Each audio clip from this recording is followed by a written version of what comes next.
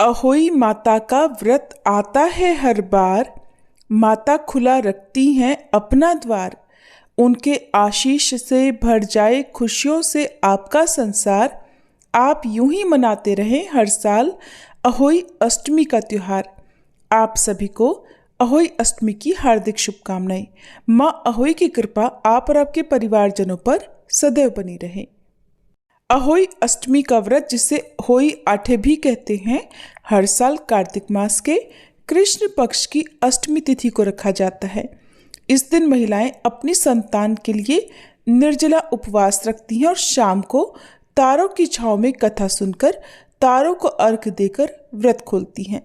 साथ ही जिन महिलाओं को संतान सुख अभी तक नहीं मिला, वे भी सच्चे मन से अहोई माता की पूजा करके कथा का श्रवण यदि करती हैं तो उन्हें भी अहोई माता की कृपा से संतान सुख मिल जाता है। आइए आज की इस वीडियो में सुनते हैं अहोई अष्टमी के व्रत में सुनी जाने वाली प्रमुख कथाएं और आरती। अहोई अष्टमी के दिन राधा कुंड में स्नान करने की भी मान्यता है कि इस दिन राधा कुंड में स्नान करने से भक्तों की हर सच्ची मनोकामना पूर्ण हो जाती है, जीवन में सुख समृद्धि आती है और निसंतानों को संतान सुख भी मिल जाता है। पौराणिक मान्यताओं के अनुसार राधा कुंड का संबंध भगवान श्री कृष्ण और राधा रानी से जुड़ी एक अत्यंत पवित्र कथा से है। कहा जाता है कि जब श्री कृष्ण ने अरिष्टासुर नाम के दैत्य का संहार किया था, तब उन पर गौ हत्या का दोष लग गया। इस पाप से मुक्ति पाने के लिए उन्होंने अपनी बांसुरी से जमीन पर प्रहार करके एक कुंड बनाया और उसमें स्नान किया। ये देखकर राधा रानी ने भी अपने कंगन से एक और कुंड निर्मित किया और उसमें स्नान किया। उसी कुंड को आज कंगन कुंड के नाम से जाना जाता है। ऐसा विश्वास है कि अहोई अष्टमी के दिन इन दोनों कुंडों की उत्पत्ति हुई थी। श्री राधा कुंड में स्नान के साथ विशेष पूजा विधि भी अपनाई जाती है। पति पत्नी राधा कुंड में खड़े होकर कुष्मांडा यानी पेठे का फल अर्पित करते हैं। इस फल को लाल वस्त्र में लपेटकर राधा रानी के चरणों में समर्पित कर दिया जाता है और जल में खड़े होकर प्रार्थना की जाती है, हे राधे, हमें मातृत्व पितृत्व का वरदान दो। रात्रि के समय विशेषकर मध्य रात्रि यानी निशिता काल से स्नान आरंभ होता है और पूरी रात श्रद्धालु डुबकी लगाते हैं और फिर जिनकी मनोकामना पूर्ण हो जाती है वे अगले साल अहोई अष्टमी का व्रत रखकर संतान प्राप्ति के बाद दोबारा राधा कुंड आकर स्नान करते हैं और आभार प्रकट करते हैं। वे राधा रानी का धन्यवाद करते हैं और फल और मिठाई और वस्त्र अर्पित करते हैं। तो जो भक्त राधा कुंड में स्नान ना कर पाए, उन्हें इस दिन राधा रानी की एक सच्ची कहानी भी सुननी चाहिए, जो कि अपने भक्तों पर कृपा करने वाली दयालु और करुणामयी हैं। और ये कथा आप इस वीडियो में आगे सुनेंगे। अब सुनिए अहोई अष्टमी की प्रमुख व्रत कथा। प्राचीन काल में एक साहूकार था जिसके 7 बेटे और 7 बहुएं थी। साहूकार की एक बेटी भी थी जो दीपावली में ससुराल से मायके आई थी। दीपावली पर घर को लीपने के लिए 7 बहुएं मिट्टी लाने जंगल में गई तो ननद भी उनके साथ चली गई। दीपावली से पहले कार्तिक बदी अष्टमी को 7 बहुएं अपनी इकलौती ननद के साथ जंगल में मिट्टी लेने गई। जहाँ पर वे मिट्टी खोद रही थी, वहीं पर स्याऊ सेही की माद थी। मिट्टी खोदते समय ननद के हाथ से सेही का एक बच्चा मर गया। इससे क्रोध में आकर स्याऊ माता ने ननद से कहा कि अब मैं तेरी कोख बांधूंगी। तब ननद अपनी 7 भाभियों से प्रार्थना करने लगी कि तुम में से कोई मेरे बदले अपनी कोख बंधवा लो। तब सभी भाभियों ने अपनी कोख बंधवाने से मना कर दिया, लेकिन छोटी भाभी सोचने लगी कि अगर मैं कोख ना बंधवाऊंगी तो सासू जी बहुत नाराज होंगी। ऐसा विचार कर अपनी ननद के बदले छोटी भाभी ने अपनी कोख बंधवा ली। उसके बाद जब भी उससे बच्चा होता तो वह 7 दिन बाद मर जाता। एक दिन साहूकार की पत्नी ने पंडित जी को बुलवाकर पूछा कि क्या बात है, मेरी इस बहू की संतान 7वें दिन ही क्यों मर जाती है। तब पंडित जी ने बहू से कहा कि तुम काली सुरही गाय की पूजा किया करो। उन्होंने बताया कि दरअसल काली गाय स्याऊ माता की भाईली है, वो तेरी कोख छोड़े तभी तेरा बच्चा जिएगा। छोटी बहू ने पूरी लगन से गाय की सेवा की। एक दिन गौ माता बोली कि मेरे जागने से पहले कोई रोज मेरे आसपास सफाई कर जाता है, कौन है? सो आज मैं जरूर देखूंगी। गौ माता खूब तड़के जागी तो क्या देखती हैं कि साहूकार के बेटे की बहू उसके नीचे साफ सफाई आदि कर रही है। इससे गौ माता बहुत प्रसन्न हुई और बोली, मैं तुझसे प्रसन्न हूँ, तुझे जो चाहिए वो मांग ले। तब साहूकार की बहू बोली कि हे गौ माता, स्याऊ माता तुम्हारी भाईली है और उन्होंने मेरी कोख बांध रखी है, उनसे मेरी कोख को खुलवा दो ताकि मुझे भी संतान सुख प्राप्त हो सके। गौ माता ने कहा ठीक है। तब गौ माता 7 समुद्र पार अपनी भाईली के पास उसको लेकर चली। रास्ते में कड़ी धूप पड़ी तो दोनों एक पेड़ के नीचे थोड़ी देर आराम करने बैठ गई। इतनी देर में वहीं एक सांप दिखाई दिया। उसी पेड़ पर गरुड़ पंखनी के बच्चे थे। सांप गरुड़ पंखनी के बच्चों को मारने लगा। तब साहूकार की बहू ने सांप को मारकर ढाल के नीचे दबा दिया और उसके बच्चों को बचा लिया। थोड़ी ही देर में गरुड़ पंखनी वहां आई तो आसपास पड़े हुए खून को देखकर सोचने लगी कि साहूकार की बहू ने ही मेरे बच्चों को मार डाला है, और वह बहू को चोंच मारने लगी। तब साहूकारनी बोली कि मैंने तेरे बच्चों को नहीं मारा बल्कि तेरे बच्चों को बचाया है। एक सांप तेरे बच्चों को डसने आया था और मैंने उसे मारकर तेरे बच्चों की रक्षा की है। इससे गरुड़ पंखनी प्रसन्न हुई और बोली कि मांग क्या मांगती है।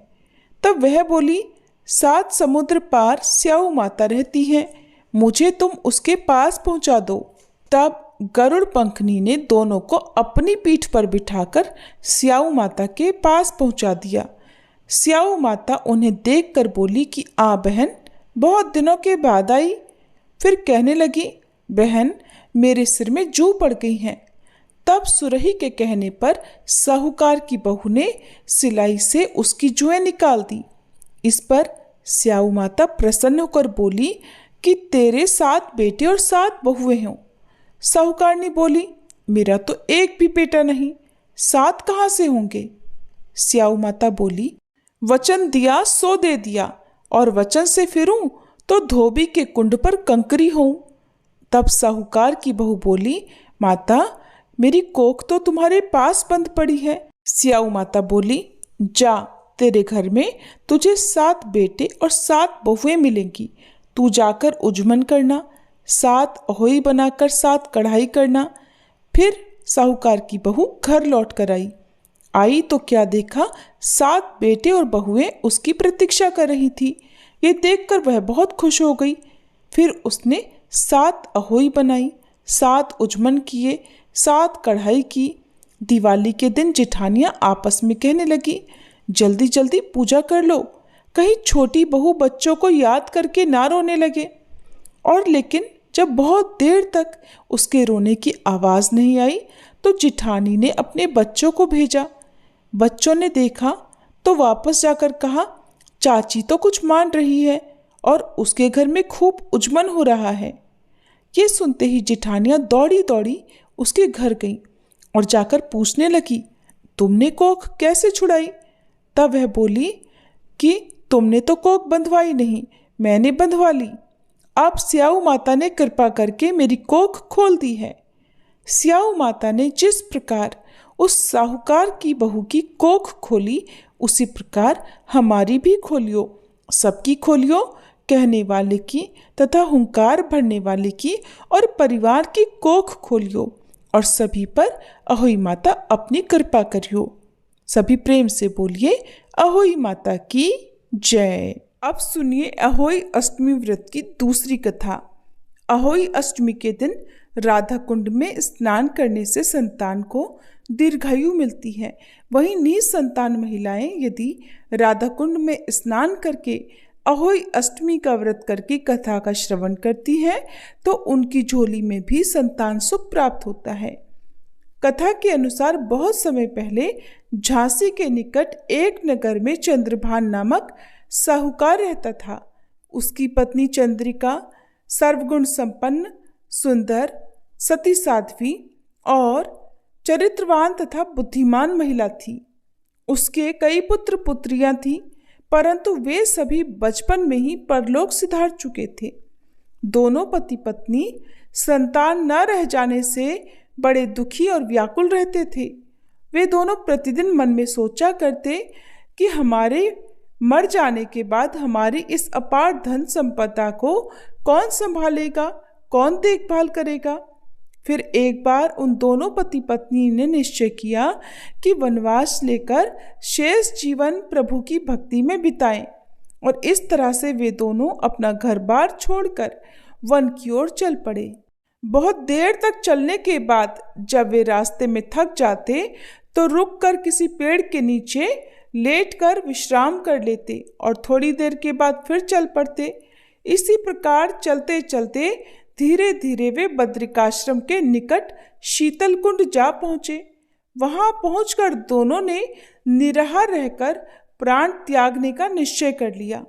इस प्रकार निराहार और निर्जल रहते हुए उन्हें 7 दिन हो गए।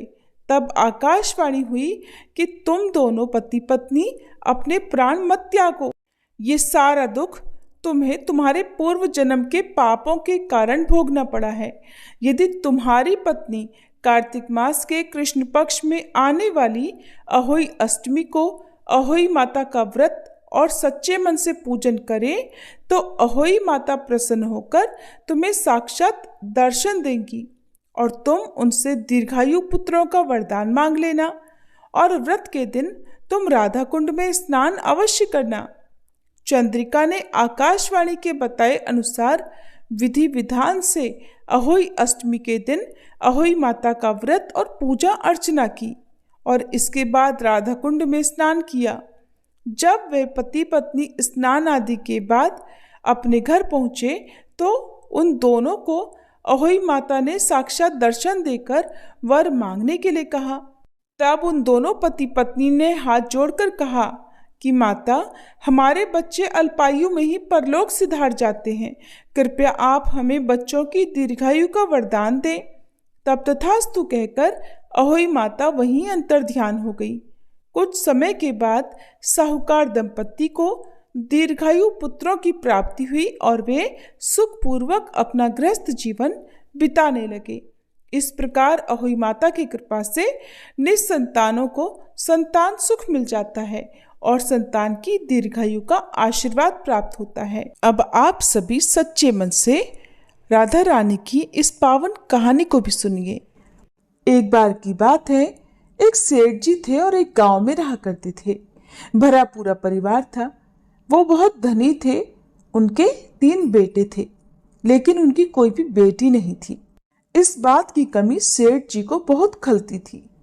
कुछ समय बीता तो एक दिन सेठ जी की पत्नी का देहांत हो गया। समय का पहिया घूमता रहा।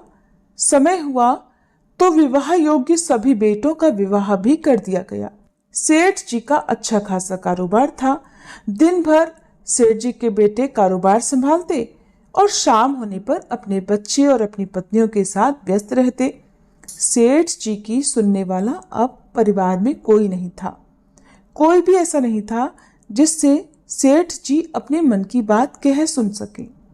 सेठ जी को शुरू से ही इस बात का बड़ा अफसोस था कि उनकी कोई बेटी नहीं है और अब उनकी पत्नी भी उनके साथ नहीं थी। उनकी पत्नी भी अब उनका साथ छोड़कर जा चुकी थी। सेठ जी के मन में ये कसक और भी बढ़ने लगी कि उनकी कोई पुत्री क्यों नहीं है। एक दिन एक बहुत पहुंचे हुए महात्मा सेठ जी के घर पर आए और उन्हें दुखी देखकर पूछने लगे कि सेठ जी, क्या बात है? तुम्हें किस बात की परेशानी है? तुम इतना दुखी क्यों लग रहे हो? तब सेठ जी ने अपने दुख का कारण उन महात्मा को बताया। कि महात्मा जी, मेरी कोई भी बेटी नहीं है। इस कारण से मुझे अपने जीवन में ये अभाव लगा रहता है और मुझे बड़ा अफसोस होता है, बहुत दुख होता है कि मेरी कोई बेटी क्यों नहीं है। अगर मेरी बेटी होती तो वो भी मेरा ध्यान रखती, मेरे मन की बात सुनती, मैं भी उससे अपने मन का बोझ कह सुनकर हल्का कर लिया करता। तब वो पहुंचे हुए महात्मा कहने लगे कि सेठ जी, तुम राधा रानी को ही अपनी बेटी मान लो। हमारे जीवन में जब जिस चीज की कमी होती है तो उसे भगवान ही तो पूरा करते हैं। अब भला बेटी ना होने के कारण तुम इतने परेशान हो, परेशान होने से क्या होगा भला? तुम राधा रानी को एक बार अपनी बेटी मान कर देखो और जब भी तुम्हारा मन चाहे, जब भी तुम उदास हुआ करो, अपने दिल की सारी बात राधा रानी से कर लिया करना और फिर तुम्हें अभाव कभी नहीं सताएगा कि तुम्हारी कोई बेटी क्यों नहीं है। महात्मा जी की ये बात सेठ जी को बड़ी अच्छी लगी और फिर उन्होंने ऐसा ही किया। खूब खुश होकर बाजार गए और वहां से राधा रानी की एक सुंदर सी मूर्ति खरीद कर ले आए। उन्हें पहनाने के लिए सुंदर सुंदर पोशाकें भी ले आए। हर दिन वो राधा रानी की मूर्ति को स्नान कराते और उनकी पोशाक बदलते, उनसे खूब सारी बातें करते और फिर हर दिन खुद भोजन करने से पहले राधा रानी को भोग लगाते। सोने से पहले ये उनका नियम बन गया था कि वो राधा रानी के साथ खूब बातें करते, दिन भर की बातें राधा रानी को सुनाया करते। ऐसा करते करते सेठ जी दिल से ही राधा रानी को अपनी बेटी मानने लगे और वो ये भूल ही गए कि उनकी कोई बेटी नहीं है और वे इस एक निर्जीव सी मूर्ति को ही अपनी बेटी मान बैठे हैं। लेकिन भक्ति में मगन सेठ जी को किसी भी बात का आभास नहीं था। उन्हें बस पता था तो ये कि उनकी एक बेटी है जिससे वो हर दिन खूब सारी बातें करते हैं। अब जब तक सेठ जी दिन भर राधा रानी से बात ना कर लें या उनकी पसंद का भोजन राधा रानी को ना खिला ले, उनका मन ही नहीं लगता था। जब तक वह उनसे बात नहीं कर लेते तब तक उनके मन को बड़ी बेचैनी रहती। बहुत सारी बातें करने के बाद, अपने दिल की सारी बातें कहने के बाद ही उनके मन को सुकून आया करता था। एक बार की बात है, सेठ जी के घर पर चूड़ी बेचने वाली एक मनिहारिन आया करती थी और सेठ जी की बहुएं उस मनिहारिन से खरीद कर चूड़ियां पहनती थी। एक दिन वह मनिहारिन चूड़ी बेचने के लिए सेठ जी के घर आई। तब उसने सेठ जी की तीनों बहुओं को उनकी पसंद की चूड़ियां पहनाई। मनिहारिन सेठ जी के घर पर बैठी हुई थी। सेठ जी की तीनों बहुएं तो चूड़ियां पहनकर चली गईं। उनके ही सामने एक छोटी सी कन्या आई और मनिहारिन से कहने लगी कि मुझे भी चूड़ियां पहना दो, खूब सारी रंग बिरंगी। चूड़ी वाली ने सोचा कि शायद सेठ जी के घर पर कोई मेहमान आया होगा, उन्हीं की ये कन्या होगी, तो उसने भी उस नन्ही बालिका को चूड़ियां पहना दी और उसके बाद वो चूड़ी वाली मनिहारिन सेठ जी से पैसे मांगने सेठ जी की दुकान पर पहुंच गई और कहने लगी कि मुझे चूड़ियों के पैसे दे दो। और उसने पहले से अधिक पैसे मांगे तो सेठ जी ने कहा, क्या बात है, तुम हर बार तो इतने रुपए की चूड़ियां पहना कर जाती हो, क्या अब तुम्हारी चूड़ियां महंगी हो गई हैं जो हर बार से अधिक रुपए मांग रही हो? तो मनिहारिन बोली कि नहीं सेठ जी, मैंने चूड़ियों का दाम तो नहीं बढ़ाया, हाँ लेकिन आज मैंने 3 लोगों को नहीं बल्कि 4 लोगों को चूड़ियां पहनाई हैं। सेठ जी ने सुना तो कहने लगे, अरे तुमसे कोई गलती होगी, मेरे घर पर तो चूड़ी पहनने के लिए सिर्फ 3 बहुएं हैं, ये लो तुम 3 बहुओं की चूड़ी के पैसे रखो। मनिहारिन भी कुछ नहीं बोली, सेठ जी से पैसे लेकर चुपचाप अपने घर आ गई। शाम हुई तो सेठ जी दुकान से अपने घर पर आए। आकर उन्होंने सबसे पहले राधा रानी को भोग लगाया और फिर हर बार की तरह दिन भर की सारी बातें राधा रानी से बताई और सो गए। उस रात सेठ जी के सपने में राधा रानी आ गई और बोली, बाबा आपने चूड़ी वाली को मेरी चूड़ी के पैसे क्यों नहीं दिए? जब आप मुझे अपनी बेटी मानते हो तो फिर बताओ मुझे कि आपने मेरी चूड़ी के पैसे मनिहारिन को क्यों नहीं दिए? ऐसा कहकर राधा रानी एक छोटी सी बेटी की तरह, लाडली बेटी की तरह सपने में रोने लगी। ये देखकर घबराहट के मारे सेठ जी की तो आंख खुल गई। अपनी लाडली बेटी को रोता देखकर सेठ जी भी रोने लगे। जब सुबह हुई तो भागे भागे मनिहारिन के घर गए और बहुत सारे सोने के सिक्के उसके पैरों में रख दिए और मनिहारिन से बोला कि बहन, तुम कल सच बोल रही थी कि तुमने कल 4 को ही चूड़ी पहनाई थी और मैंने तो श्री जी को अपनी बेटी माना है। तुम बहुत भाग्यशाली हो जिसको राधा रानी के दर्शन हुए हैं। अरे मैं तो इतने दिनों से उनके दर्शन को तड़प रहा हूं और तुमने बस एक बार में ही उनके दर्शन कर लिए। ऐसा कहकर सेठ जी रोने लगे। फिर हाथ जोड़कर बोले, बहन, तुम्हें चूड़ी का जो भी दाम चाहिए मुझसे मांग लो। सेठ जी को रोता देखकर मनिहारिन की आंखों में भी आंसू आ गए और मन ही मन सोचने लगी कि जब मुझे खुद राधा रानी के दर्शन हो ही गए हैं तो फिर भला मुझे सेठ जी से दाम क्यों लेने और मुझे इससे ज्यादा क्या चाहिए। वो भी सेठ जी के सामने हाथ जोड़कर बोली कि आपके ही कारण मुझे राधा रानी के दर्शन हुए हैं और मेरा ये जीवन सफल हो पाया। अब मुझे कुछ नहीं चाहिए। तो प्रिय श्रोताओं, आज अहोई अष्टमी के दिन आप सच्चे मन से अहोई माता की पूजा करके, राधा रानी का ध्यान करके इन कथाओं को सच्चे मन से सुन लीजिएगा और आपकी जो भी मनोकामना है उसकी पूर्ति के लिए प्रार्थना कर लीजिएगा। तो अगले वर्ष तक आपको जो कुछ भी चाहिए वो प्राप्त हो सकता है। ये थी अहोई अष्टमी की कथाएं। अब सुनिए अहोई माता की आरती। ओम जय अहोई माता, मैया जय अहोई माता, तुमको निस दिन ध्यावत हरि विष्णु विधाता। ओम जय अहोई माता, ब्रह्माणी रुद्राणी कमला तू ही है जग माता, सूर्य चंद्रमा ध्यावत नारद ऋषि गाता। ओम जय अहोई माता, माता रूप निरंजन सुख संपत्ति दाता, जो कोई तुमको ध्यावत नित्य मंगल पाता। ओम जय अहोई माता, तू ही पाताल बसंती, तू ही है शुभ दाता, कर्म प्रभाव प्रकाशक जग निधि से त्राता। ओम जय अहोई माता, जिस घर तुम्हरो वासा ताहि घर गुण आता, कर न सके सोई कर ले मन नहीं घबराता।